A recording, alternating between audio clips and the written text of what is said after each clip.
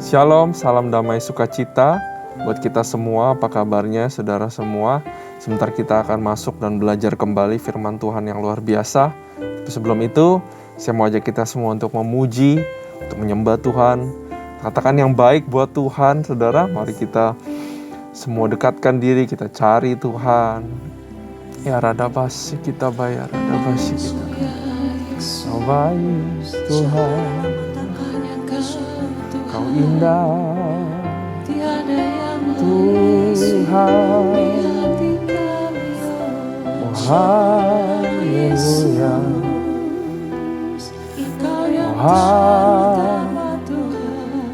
haleluya, oh haleluya, thank you Lord. Terima kasih, oh baik, oh baik.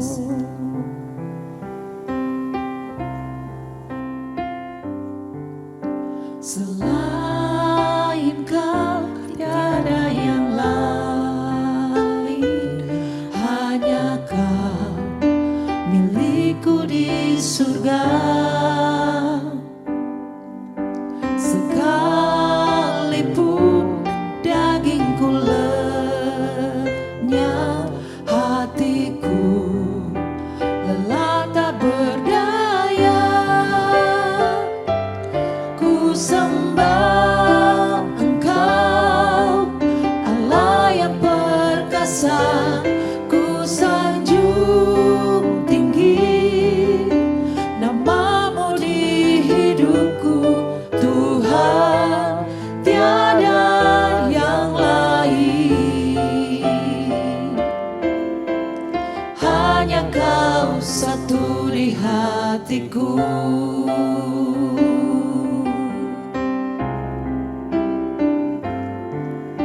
Selain Kau tiada yang lain, hanya Kau milikku di surga. Sekalipun dagingku lenyap, hatiku lelah tak berdaya. Sembah Engkau, Allah yang perkasa. Ku sanjung tinggi nama-Mu di hidupku, Tuhan, tiada yang lain. Hanya Kau satu di hatiku. Sembah Engkau, Allah yang perkasa. Ku sanjung tinggi nama-Mu di hidupku, Tuhan, tiada yang lain. Hanya Kau satu di hatiku. Sembah Engkau, Allah yang perkasa. Ku sanjung tinggi nama-Mu di hidupku, Tuhan, tiada yang lain. Hanya Kau satu di hatiku.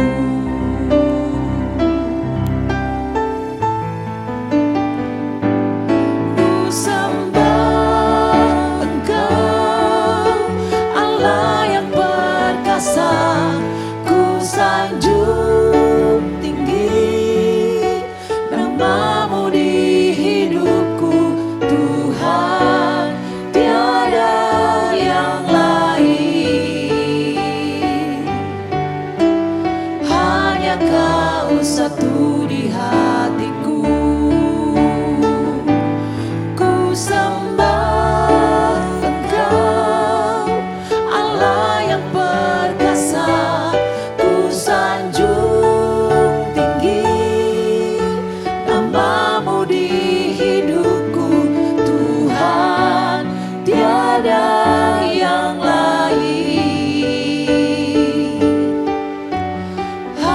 Kau satu di hatiku,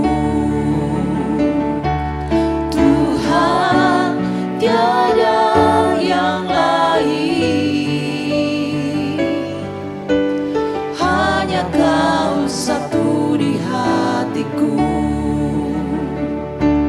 Tuhan, tiada yang lain. Hanya Kau satu di hatiku. Oh Jesus, tiada yang lain. Hanya Kau Tuhan, tiada Allah yang lain yang kami sembah. Oh Yesus Tuhan, ya Rabba ya Namo, Inamba ya Namo. Tiada Allah seperti Engkau Tuhan. Ya Rabba ya Rabba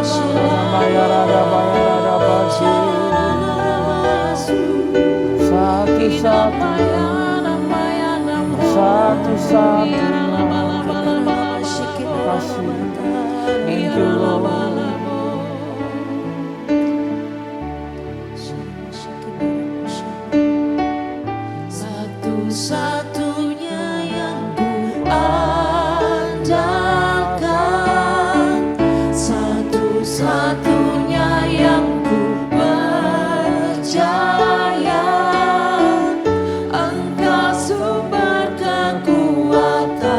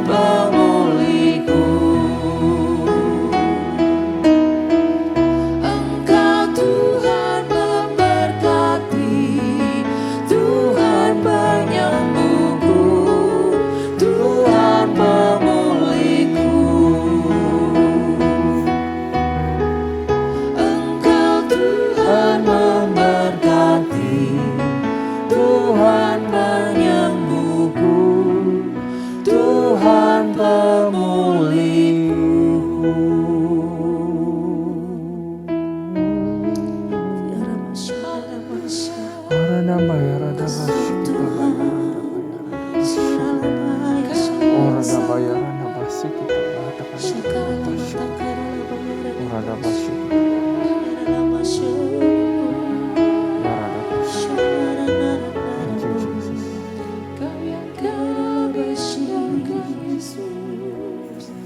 kasih Tuhan buat pemulihan, buat kesembuhan. Kau benar Tuhan yang bisa diandalkan, Kau Tuhan yang ajaib. Kami bersyukur punya Tuhan seperti Engkau ya Bapa. Bapa, ajarin kami firman-Mu, ajarin kami kebenaran-Mu, ajarin kami understanding Tuhan. Urapi bibir lidah hamba-Mu, sembunyikan hamba-Mu di balik salib-Mu. Biarlah banyak rema baru, understanding baru yang dicerahkan oleh Roh Kudus pada kami semua. Hanya di dalam nama Tuhan Yesus kami siap untuk belajar. Haleluya. Amin. Mari kita buka Alkitab kita, saudara. 1 Samuel pasal yang ke-28. Ya. 1 Samuel pasal ke-28. Sedikit lagi 1 Samuel itu berakhir, saudara. Di 1 Samuel 31 saat Saul mati. Nah sekarang di 1 Samuel pasal yang ke-28. Jadi dari ceritain Daud sekarang pindah shifting ke perspektif atau ceritanya Saul, di mana Saul mengalami ketakutan melawan bangsa Filistin dan juga memilih mencari pertolongan daripada bukan Tuhan. Ya, tapi memang Saul sudah ditinggalkan oleh Roh Tuhan. Menariknya di situ. Lebih baik mati di dalam peperangan, tapi kita tetap di dalam kebenaran, betul? Daripada kita mati, udah gitu kita nggak di dalam kebenaran lagi. Ya, ayat pasal yang ke-28 ayat 1. Mari kita baca. Oke. Pada waktu itu orang Filistin mengerahkan tentaranya untuk berperang melawan orang Israel. Lalu berkatalah Akis kepada Daud, "Ketahuilah baik-baik bahwa engkau beserta orang-orangmu harus maju berperang bersama-sama aku dalam tentara." Jadi Daud terjepit, dia harus bunuh orang-orangnya sendiri juga, saudara, di sini. Inilah kesusahan yang ditimbulkan karena kenapa bersembunyi di teritori musuh. Ayat 2, jawab Daud kepada Akis, "Baik, engkau akan tahu apa yang dapat diperbuat hambamu ini." Ini rancu ya saudara ya. Yang bisa diperbuat hambamu ini bisa jadi dia membunuh orang Israel dan menunjukkan kehebatannya kepada Akis. Bisa jadi dia juga mengkhianati Akis. Lalu Akis berkata kepada Daud, "Sebab itu aku mengangkat engkau menjadi pengawalku sendiri sampai selama-lamanya. Adapun Samuel sudah mati. Seluruh orang Israel meratapi dia dan mereka menguburkan dia di Ramah di kotanya, dan Saul telah menyingkirkan dari negeri para pemanggil arwah dan roh peramal." Ya, ini suatu tindakan yang tepat, minggirin atau mengusir semua pemanggil arwah dan peramal, saudara. Ini mungkin pernah dilakukan Saul waktu awal-awal dia masih bersama-sama dengan Tuhan. Nah, ayat 4. Orang Filistin itu berkumpul lalu bergerak maju dan berkemah dekat Sunem. Saya rasa ini bukan kejadian yang baru pertama kali dilihat oleh Saul, sudah sering pastinya karena dia sering berperang. Saul mengumpulkan seluruh orang Israel lalu mereka berkemah di Gilboa. Ketika Saul melihat tentara Filistin itu, maka takutlah ia dan hatinya sangat gemetar. Kita stop dulu di ayat 5, saudara. Saat melihat bangsa Filistin, takut gemetar. Melihat, takut gemetar. Kekhawatiran, ketakutan, salah satu gerbang masuknya adalah penglihatan kita. Saudara pernahkah pagi-pagi bangun, gak ada apa-apa rasanya, semua fine-fine aja, normal. Lalu saudara buka handphonemu, lalu saudara scroll news ya atau koran digital dan dengar berita-berita yang jelek, dan tiba-tiba seketika saudara menjadi takut. Hati-hati sama penglihatan. Makanya firman Tuhan bilang, untuk meruntuhkan atau menghancurkan rantai ketakutan dan kekhawatiran, lihatlah burung-burung di udara, kata Tuhan. Lihatlah bunga bakung yang didandani Tuhan tanpa mendandani diri sendiri. Artinya lihatlah kebesaran Tuhan untuk memutuskan rantai ketakutan, tapi tetap harus hati-hati dengan mata kita. Karena itu apa yang kita input, baik itu mata, baik itu telinga, Kita harus berhati-hati karena bisa jadi itu hal yang gak baik yang bisa masuk. Sehingga kita menjadi paralyzed. Sehingga kita bisa menjadi takut dan juga gemetar, saudara. Makanya sekali-sekali Tuhan bilang kita harus arahkan pandangan kita ke kebesaran Tuhan. Mungkin saudara berkata, Pastor boro-boro lihat burung. Saya aja udah pusing lihat tagihan. Saya aja udah pusing lihat cicilan. Bisa apa enggak selesai cicilan? Saya juga ngalamin itu, saudara. Saya bisa bayar apa enggak? Saya bisa teruskan sampai ke depan apa enggak? Tapi kalau diliatin terus ya makin takut, makin khawatir. Harus di-break fokusnya. Kalau bisa ditutup matanya, saudara. Dan belajar lihat kebesaran daripada Tuhan. Ya, ini ada sedikit makna, saudara, tentang yang namanya kekhawatiran. Ayat 6. Dan Saul bertanya lagi kepada Tuhan dan bertanya kepada Tuhan, tetapi Tuhan tidak menjawab dia, baik dengan mimpi, baik dengan urim, baik dengan perantaraan para nabi. Nah, Saul, kalau di dalam ambisinya dan di dalam keteledoran dia, di dalam kesalahan dia nggak tanya Tuhan waktu mempersembahkan korban sendiri. Udah disuruh Tuhan, dia nggak taat, saudara. Akibatnya karena ketidaktaatan dia ditinggalkan oleh Roh Tuhan. Ya. Nah, tapi dari ayat 6 ini kita belajar bahwa kita seringkali mirip kayak Saul. Bahwa kita baru nanya puasa saat kita ada butuhnya. Ya. Tuhan bukan objek. Tuhan bukan, atau gereja bukan tempat pesugihan di mana kita datang waktu kita butuh, saudara.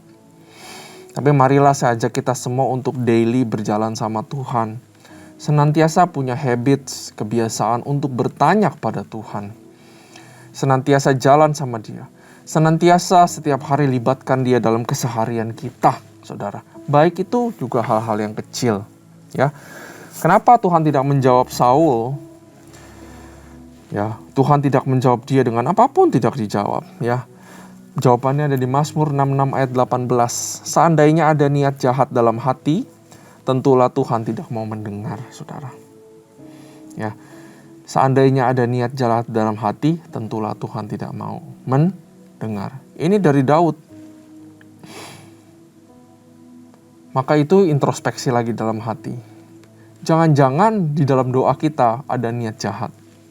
Ada niat tersembunyi, kenapa kita minta itu di hadapan Tuhan sehingga Tuhan tidak mendengarkan. Amin, saudara. Nah, mari kita lanjut. Ayat ke-7. Lalu berkatalah Saul kepada para pegawainya, carilah bagiku seorang perempuan yang sanggup mengambil arwah, maka aku hendak pergi kepadanya dan meminta petunjuk kepadanya. Para pegawainya menjawab dia, di Endor ada seorang perempuan yang sanggup memanggil arwah. Yang tadinya diusir, sekarang Saul yang ke situ. Lalu menyamarlah, makanya dia menyamar. Ia dengan 2 orang. Ketika mereka pada waktu malam sampai kepada perempuan itu, berkatalah Saul, kenapa harus malam-malam ya, supaya nggak ketahuan. Dan juga dipercaya kalau malam-malam itu spiritual yang yang di luar daripada Tuhan itu sedang gencar-gencar. Jadi bisa benefit Saul. Berkatalah Saul, cobalah engkau menenung bagiku dengan perantaraan arwah, dan panggillah supaya muncul kepadaku orang yang kusebut kepadamu. Tetapi perempuan itu menjawabnya, tentu engkau mengetahui apa yang diperbuat Saul, bahwa ia telah melenyapkan dari dalam negeri para pemanggil arwah dan roh peramal. Mengapa engkau memasang jerat terhadap nyawaku untuk membunuh aku? Dikirain dia merasa terancam karena karena Saul itu dia kan nyamar, nggak ketahuan, tapi disuruh orang ini melakukan kegiatan magicnya, gitu. Makanya dia takut. Ayat 10, lalu bersumpahlah Saul kepadanya, demi Tuhan katanya, demi Tuhan yang hidup, tidak akan ada kesalahan tertimpa kepadamu karena perkara ini. Sesudah itu bertanyalah perempuan itu, siapakah yang harus kupanggil supaya muncul kepadamu? Jawabnya, panggillah Samuel supaya muncul kepadaku. Saudara, kadang kita nggak bisa bergantung sama masa lalu loh. Saul mencari jawaban masa kini daripada masa lalu. Kita nggak bisa menjawab hari ini karena masa lalu kita. Apalagi masa lalu kita yang penuh dengan kemenangan. Betul? Kadang-kadang juga nggak etis loh, saudara, untuk kamu tolong aku dong, dulu aku pernah tolong kamu. Itu untuk mengajarkan kita untuk bergantung saja kepada Tuhan. Betul? Orang Kristen begitu. Kita menolong orang, mungkin orang berhutang sama kita. Tapi Tuhan gak pernah berhutang sama kita, bukan? Kita tolong orang, Tuhan balas kita. Utangnya lunas sebetulnya. Tapi kadang kita suka, dulu kan saya tolong kamu. Kita cari yang masa lalu untuk menolong kita di masa sekarang. Padahal di masa sekarang dan masa terus ke depannya, ada Tuhan, saudara. Ya. Ayat 12. Ketika perempuan itu melihat Samuel, berteriaklah ia dengan suara nyaring. Artinya berhasil nih manggil arwah. Lalu perempuan itu berkata kepada Saul demikian, mengapa engkau menipu aku, engkau sendirilah Saul, maka berbicara raja kepadanya. Janganlah takut, tetapi apakah yang kau lihat? Perempuan itu menjawab Saul, aku melihat sesuatu yang ilahi muncul dari dalam bumi. Kemudian bertanyalah ia kepada perempuan itu, bagaimana rupanya? Jawabnya, ada seorang tua muncul berselubungkan jubah. Maka tahulah Saul bahwa itu Samuel. Lalu berlututlah ia dengan mukanya sampai ke tanah dan sujud menyembah. Sesudah itu bicaralah Samuel kepada Saul, mengapa engkau mengganggu aku dengan memanggil aku muncul? Kata Saul, aku sangat dalam keadaan kejepit.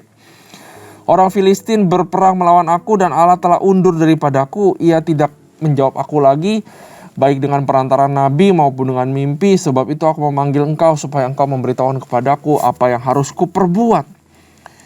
Lalu berbicara Samuel, mengapa engkau bertanya kepadaku padahal Tuhan telah undur daripadamu dan telah menjadi musuhmu? Tuhan telah melakukan kepadamu seperti yang difirmankannya dengan perantaraanku, yakni Tuhan telah mengoyakkan kerajaan dari tanganmu dan telah memberikan kepada orang lain, kepada Daud. Karena engkau tidak mendengarkan suara Tuhan dan tidak melaksanakan murkanya yang menyala-nyala itu atas Amalek, itulah sebabnya Tuhan melakukan hal itu kepadamu pada hari ini. Saudara, mungkin Saul baru sadar bahwa Tuhan meninggalkan dia karena perkara Amalek. Padahal waktu perkara Amalek itu kalau saudara baca, Samuel udah bilang Tuhan udah gone for you. Tapi mungkin karena keangkuhan Saul, karena kebebalan dia gak percaya. Ayat 19, juga orang Israel bersama-sama dengan engkau akan diserahkan Tuhan ke dalam tangan orang Filistin. Dan besok engkau serta anak-anakmu sudah ada bersama-sama dengan daku. Juga tentara Israel akan diserahkan Tuhan ke dalam tangan orang Filistin. Pada saat itu juga rebahlah Saul, memanjang ke tanah sebab ia sangat ketakutan oleh perkataan Samuel itu. Juga tidak ada lagi kekuatan karena sehari semalam itu ia tidak makan apa-apa. Ya, kita habiskan dulu saudara.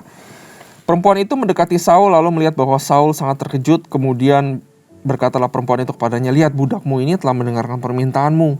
Aku telah mempertaruhkan nyawaku dan mendengarkan perkataan yang kau katakan kepadaku. Oleh sebab itu kiranya engkau pun mendengarkan permintaan budakmu ini. Izinkanlah aku menyajikan kepadamu sepotong roti. Makanlah supaya ada kekuatan apabila engkau berjalan pula. Tetapi Saul menolak dan berkata, aku tidak mau makan. Tetapi ketika para pegawainya serta perempuan itu mendesak, maka didengarkannya lah permintaan mereka. Lalu bangkitlah ia dari tanah dan duduk di balai-balai. Perempuan itu mempunyai seekor anak lembu tambun di rumahnya. Maka segeralah ia menyembelih itu dan ia mengambil tepung, diremasnya, dibakarnya, menjadi roti yang tidak beragi. Dihidangkannya lah semua itu di depan Saul dan kepada para pegawainya. Lalu mereka makan, kemudian bangkitlah mereka dan pergi pada malam itu juga. Ya, gimana juga Saul pernah menjadi orangnya Tuhan. Saya percaya kejadian ini atas seizin Tuhan bahwa Saul tetap mendapatkan penghiburan walaupun dari seorang perempuan yang dia gak pernah kenal. Saudara, itu Tuhan kita. Nah, apa yang kita bisa belajar di sini, saudara? Saul mencari kejelasan akan masa depannya, betul? Ya. Ketika Tuhan, jadi gini, seringkali kita juga meminta kejelasan akan masa depan. Tuhan, saya harus ke kiri apa ke kanan? Saya harus tekan kontrak apa enggak? Tuhan, saya harus nyicil apa enggak? Berat Tuhan, saya gak tahu ke depannya gimana sih. Sering ya kita nanya kejelasan di hadapan Tuhan. Dan kalau saya pribadi saudara, kalau saya tanya hal tentang masa depan, biasa saya gak dapat apa-apa. Kenapa? Karena kalau nanti dibilang tentang masa depan semua dibukakan Tuhan, bisa jadi kita gak kuat dan kita gak mau ikut jalannya Tuhan loh. Apa jadinya kalau Tuhan bukain bahwa tahun depan saudara dapat problem? Tapi problem itu tentu adalah proses untuk promosi saudara, tapi saudara dapat problem. Saudara akan lihat kehidupan saudara kayak roller coaster di masa depan. Dan bisa jadi kita sudah takut dan kita gak mau berjalan sama Tuhan. Karena itu saudara, ada satu cerita. Ya, ada seorang namanya John Kavanaugh. Ya, dia itu seorang, dia kerja di Kalkuta. Ini zaman dulu saudara, di Kalkuta selama 3 bulan di India. Orang ini mencari jawaban tentang masa depannya. Bagaimana dia harus menghabiskan sisa hidupnya. Apa yang harus dia lakukan. Dan dia samperin Ibu Teresa. Saudara tahu ya, Mother Teresa.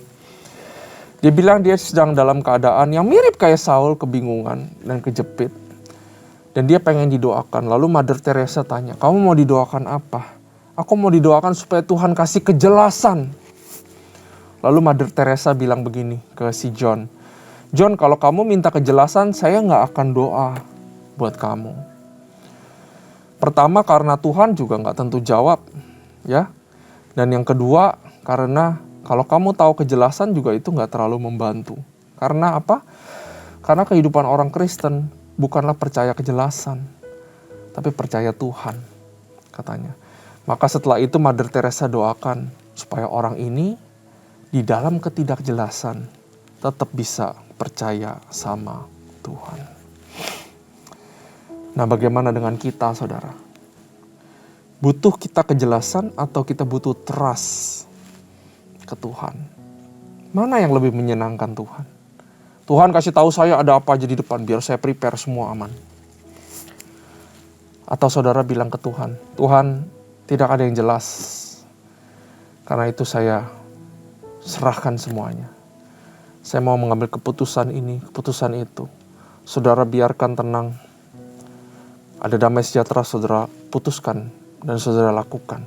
Dan saudara doa sama Tuhan. Tuhan, saya serahkan semua keputusan saya, langkah-langkah saya. Mungkin yang saya ambil salah, tapi saya percaya Kau selalu menyertai. Kita lebih butuh yang namanya iman daripada kejelasan. Kejelasan adalah hal terakhir yang harus kita pegang. Dan hal pertama yang harus kita lepas di dalam kehidupan kita. Amin, saudara. Mari kita tundukkan kepala. Tuhan, kami belajar banyak untuk mengandalkan Engkau, bukan mengandalkan yang lain. Kami juga belajar supaya kami beriman dan bukan justru mencari kejelasan.